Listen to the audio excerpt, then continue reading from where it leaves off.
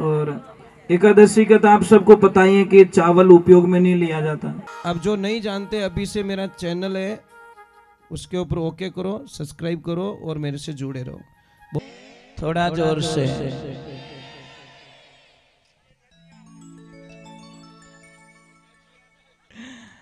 देखो मेल तो बराबर हो गयो भाई, नदी तो है,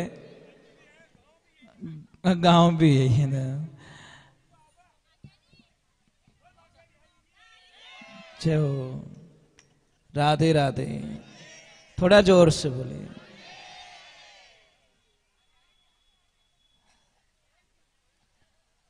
भगवान को कौन कहते हैं? भगवान आते नहीं, आगे तो सब जानते, हम मीरा के जैसे बुलाते नहीं। कौन कहते हैं भगवान खाते नहीं, तो हम सबरी के जैसे खिलाते नहीं। कौन कहते भगवान सोते नहीं, यशोदा के जैसे सुलाते नहीं। अब देखिए ये छोटे छोटे बच्चे हैं, मतलब ये किरतार ने इनके रूप को देखिए। अब मतलब इनकी शक्ल हमको कभी नेगेटिविटी नहीं लगती, अच्छे ही लगते हैं। और एक बात और बोलूं आपको, बीमारी ठीक करने का इलाज बताऊं। कोई आदमी कितनी भी चिंता में बैठा है, उसकी गोद में ले जाके एक बच्चा छोड़ दो, वो एक बार तो कितनी समस्याओं से बाहर निकल जाएगा। क्योंकि छोटे बच्चे में इतनी एनर्जी, पॉजिटिविटी एनर्जी होती है, कितनी दुख दूर कर दी। यानी शक्ल में इतनी ताकत रिया करे टाबर। आपको पता है छोटे बच्चों में कितना अच्छा लगता है, कोई भी लेके चला जाता है बिना पूछे। कोई भी खेल रहा है, कोई भी उठाएगा, ये मुझे दे ना, मुझे दे ना, मुझे, बस भाव होने चाहिए। तो गोपियां प्रेम के सामने एक ध्यान रखना, प्रेम और ज्ञान दोनों साथ में नहीं चल सकते। शायद ज्ञानी पुरुष भगवान से दूर हो सकता है, पर प्रेमी भगवान से कभी दूर नहीं होता। थोड़ी आवाज बढ़ाओ, ये लाइफ में ध्यान रखें। इसीलिए ज्ञान क्या है? ज्ञान एक दीपक है, और दीपक को जलाइए, थोड़ा हवा का झोंका आएगा, दीपक बुझ जाएगा। और प्रेम एक मणि है, मणि को रखिए, कितनी भी हवा आने दो, उसकी लो वो बुझेगी नहीं। मणि कभी बुझती है क्या? राधे राधे, थोड़ा जोर से बोलो, राधे राधे राधे। क्या हुआ? हाँ, ये तो पता नहीं, कृष्णा जाने। मैंने ध्यान नहीं दिया, पता नहीं होगी, आज होगी कल होगी। थोड़ा तो था ही ध्यान रखो, होगा पूरी मैं ध्यान रखो तो है क्या? चलो कोई बात नहीं। हाँ चलो कोई बात नहीं, आज भी मान लो, कल भी मान लो, आपने तो मान लो। हाँ बस मानना चाहिए। और एकादशी का तो आप सबको पता ही है कि चावल उपयोग में नहीं लिया जाता, चावल नहीं खाने चाहिए। कल है। तो देखिए ज्ञान और प्रेम के बीच में उद्धव जी पराजित हो जाते हैं। उनको अहंकार था किस बात का? कि मैं इतना ज्ञानी पुरुष हूं कि मैं गोपियों को समझा लूंगा, वहां के लोगों को मैं समझा लूंगा। पर वो तो प्रेम के प्रतीक थे, इसलिए वहां पे ज्ञान का प्रभाव नहीं पड़ा और उनकी चले नहीं। अब वो वापस निकल गए, और जैसे ही आते हैं तो भगवान को तो पता ही था, भगवान ने आते ही उद्धव जी को क्या बोला? आइए आइए ज्ञानी पुरुष आइए। तो उद्धव जी को झटका लगा कि एक तो बटे मैं ऑलरेडी पराजित हो चुका हूं, और थाई तानो मारो मने, मतलब ऑलरेडी मैं वहां पे दुखी होके आया हूं कि मैं हार गया वहां पे, और आप भी आगे वही मौको रखो। एक तो भाई दी बुझाने की कोशिश करें था, पेट्रोल और डब्बो ने को तो भाई दिक्कत बुझी। तो भगवान ने उनको बोला कि 2 मिनट के लिए आंखें बंद करो। तो आंखें बंद की, 2 मिनट हुआ, बाद में बोले कि उद्धव जी आंखें खोलो वापस। और जैसी आंखें खोली क्या लीला मेरे प्रभु की। राधा रानी पास में खड़ी है, सारी गोपी गोपिकाएं सारे वहां खड़े हैं। तो उद्धव जी को समझा दिया कि मैं खुद ही राधा हूं, भक्ति रूपी राधा हूं, और मैं खुद ही वहां पे रहे। सब मेरी एक लीला है, माया है, मेरे से कोई ये अलग है ही नहीं, ना तो आप अलग हो ना मैं अलग हूं। इधर थोड़ी एक दुविधा हो जाती है। मैंने बोला ना, भगवान का जीवन शुरुआत से लेकर इस भागवत में आपको समझना चाहिए कि भगवान का जीवन शुरू से लगाकर एंड तक संघर्षमय जीवन जिया। मतलब कोई तो दिन निकला होगा कि उन्होंने शांति से जीवन जी लिया, कोई दिन, मतलब शायद संघर्ष संघर्ष संघर्ष। अब इधर देखिए, कंस की दोनों पत्नियां, उन्होंने अपने भाई से शिकायत कर ली। किससे? जरासंध से, कि भाई हमारा सुहाग उजाड़ दिया उस कृष्ण ने। अस्थि और प्रस्ति थी, दोनों ने जाकर शिकायत की। भाई को इतना गुस्सा आया, इतना गुस्सा आया कि 23 यक्षोहणी सेना लेकर मथुरा पे आ गया कि अभी तो कृष्ण का एंड है, बस दूसरा कुछ नहीं है। पर भगवान तो भगवान है। बलराम जी ने बोला कृष्ण युद्ध कैसे करेंगे? कि भैया युद्ध तो हमको करना ही है, सबका विनाश तो करना ही है, पर एक काम हमको करना पड़ेगा। क्या? कैसे? कि हम सबको मार देंगे, जरासंध को मारना नहीं है। अगर जरासंध को मारेंगे तो मामला गड़बड़ हो जाएगा। कैसे? कि जरासंध को हम छोड़ देंगे तो उसको गुस्सा आएगा, फिर बचे हुए राक्षसों को लाएगा, फिर हम मारेंगे, फिर लाएगा, फिर हम मारेंगे, क्योंकि हम तो ये काम करने के लिए आए, और जरासंध हमारा निमित्त बनेगा। उद्धार करेंगे, उनको लाना ही पड़ेगा, क्योंकि वो उसको जिंदा छोड़ेंगे तो लाएगा, उसको मार दे तो लाएगा कौन? वो फिर जाएगा, फिर प्रतिशोध की ज्वाला उसके दिमाग में रहेगी, फिर आएगा, फिर हम मारेंगे, उसको बार बार छोड़ते रहेंगे। और इसी बीच में जरासंध की पूरी सेना को नष्ट कर दिया जाता है, फिर उसको छोड़ दिया जाता है, और फिर वो वापस जाके अपने प्लान में लग जाता है। इधर काल्यावन, देखो मैं क्या बोल रहा हूं, एक पीछा नहीं छूट रहा है, दूसरा पीछा आ रहा है। तो भगवान ने अब मारे किससे उसे? अब रक्षा तो करनी थी, रक्षा करने के लिए कुछ नया करना था, लोगों को वहां रखना नहीं था, सुरक्षित नहीं थे। तो भगवान ने किसको बुलाया? विश्वकर्मा भगवान को। और विश्वकर्मा भगवान को बुला के बोला कि एक ऐसी नगरी की रचना करो, ऐसी नगरी बनाओ जहां पे हमारी ये नगरी सुरक्षित हो सके। और पानी में जाकर विश्वकर्मा भगवान ने द्वारका की रचना की, तैयार कर दी। तैयार करने के बाद में जो मथुरा से गुफा के माध्यम से सारे लोगों को वहां भेज दिया गया, माया के माध्यम से भेज दिया गया। वहां पे जाने के बाद में सुबह का टाइम होता है, लोग उठते हैं, अंदाज लगाते हैं मैं यहाँ पे कैसे हूं, मैं यहाँ पे कैसे हूं, मैं यहाँ पे कैसे हूं। तो महाराज कोई इधर भाग रहा है, कोई इधर भाग रहा है, कोई इधर भाग रहा है, गेट नहीं मिल रहा है। तो सारे लोगों ने चिल्लाना शुरू कर दिया, अरे द्वार कहां है, द्वार कहां है, द्वार कहां है। उसी दिन से उसका नाम पड़ गया द्वारका। बस वो द्वार के चक्कर में द्वारका हो गया। अब इधर काल्यावन आता है तो उसको भी मारना जरूरी। अब कुछ भी नहीं कृष्ण के पास में, तो उन्होंने एक युक्ति सुझाई कि दुश्मन आ रहा है। भगवान आगे दौड़ते गए, दौड़ते गए, दौड़ते गए, दौड़, एक भयंकर जो जंगल में गुफा थी, उस गुफा में चले गए। और वहां के मुचकंद नाम का राक्षस वो थे, देव वहां पे सो रहे थे। तो उन्होंने, भगवान ने एक लीला रची कि ये बीच में है, इसको उठाएंगे, और इसको वरदान दिया गया है, क्योंकि वो देवताओं की रक्षा करने के लिए त्रेता युग से आए थे। तब से देवताओं से मांगा कि मैं थोड़ा सोना चाहता हूं। तो उन्होंने बोला मुझे डिस्टर्ब नहीं करना चाहिए, उस गुफा में सुला दिया, और त्रेता में सोया और उठा कब? द्वापर में।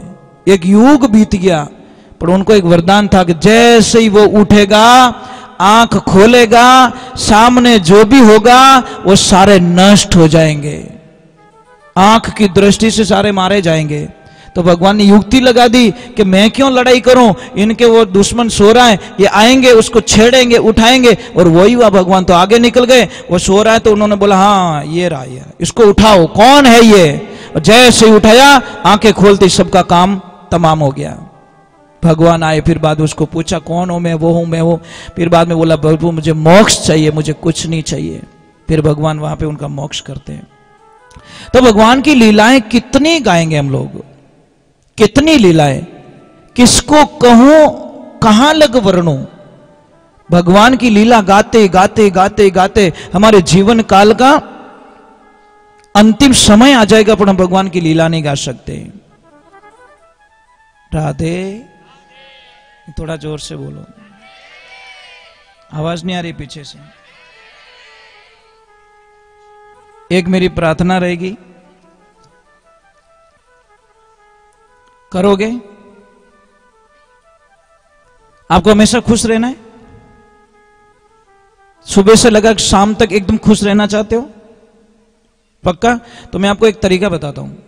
सुबह उठते ही एक तो किसी का मुंह मत देखा करो। तो पचे कई लोग बोले कि महाराज कहीं बीत देखो। भाई कोई जो नेगेटिविटी वाले हमको ऐसे ही प्रश्न करते तो देखो कहीं।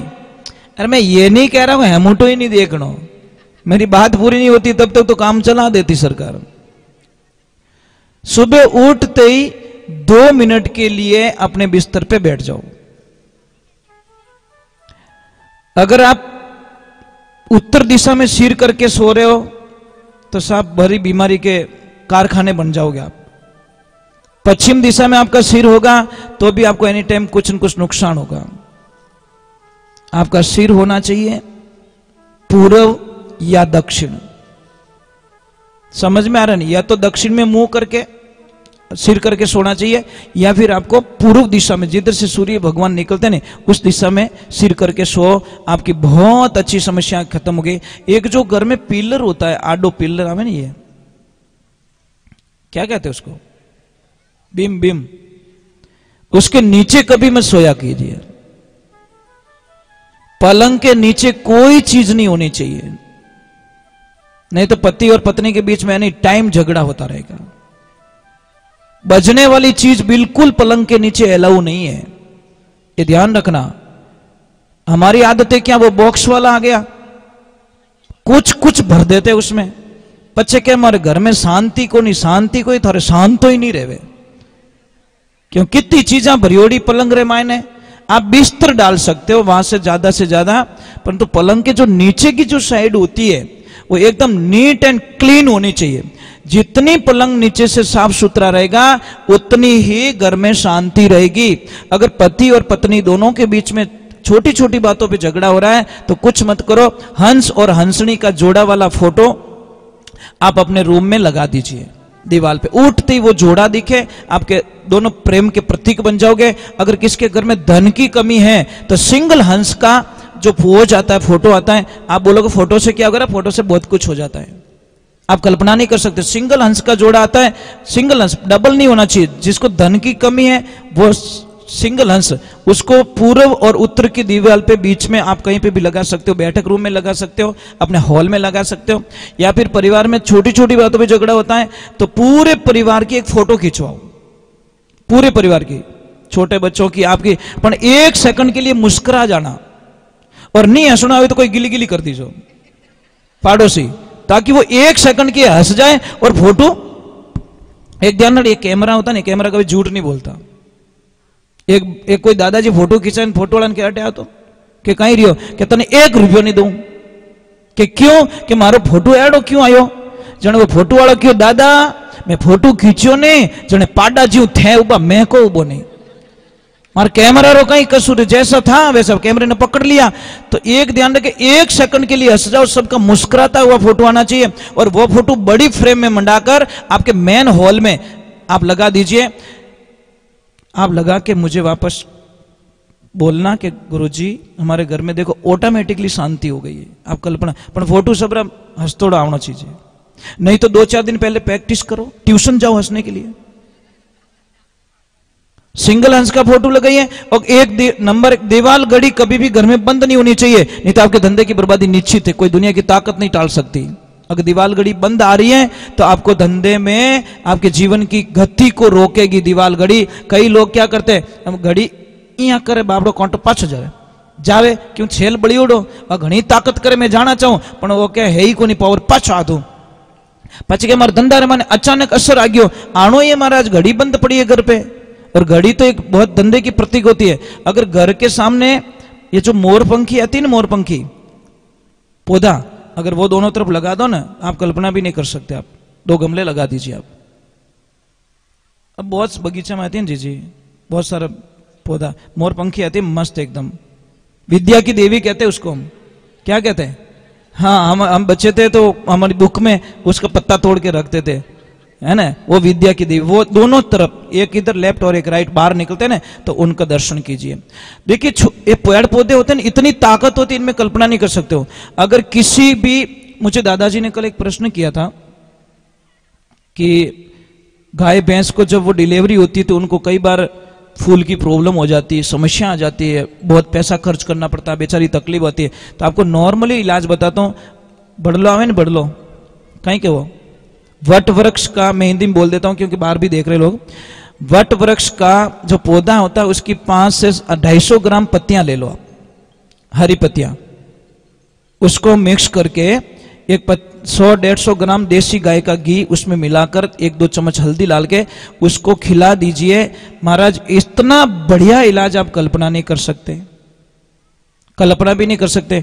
अगर किसी गाय भैंस किसी को भी चोट लग गई है और वो ठीक नहीं हो रही है एक साइकिल का पुराना टायर लीजिए उसको जला दीजिए उसका जो पाउडर होता है उसको ले लीजिए और उसको कपड़े में छान लीजिए उसमें 100 ग्राम देसी गाय का घी डाल दीजिए और 50-100 ग्राम देसी हल्दी डाल दीजिए मलम बना के वो लगाइए 5-10 दिन में तो घाव ठीक हो जाएगा। कितना भी घाव पड़ जाए एकदम ठीक हो जाएगा आपको पता ही नहीं है।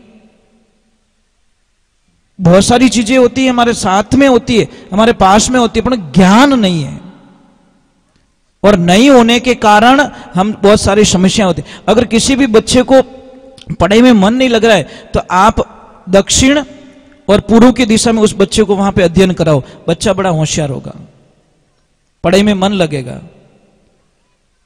समझ में आ रहा है नहीं आ रहा कपूर। हाँ घोड़े के लिए इलाज है मैं बताऊंगा आप भाई आप नाच रहे तो आपको बताना भी जरूरी है। घोड़ा तो अटी दुका ऊपर से याद करो। हाँ राधे थोड़ा जोर से बोलो।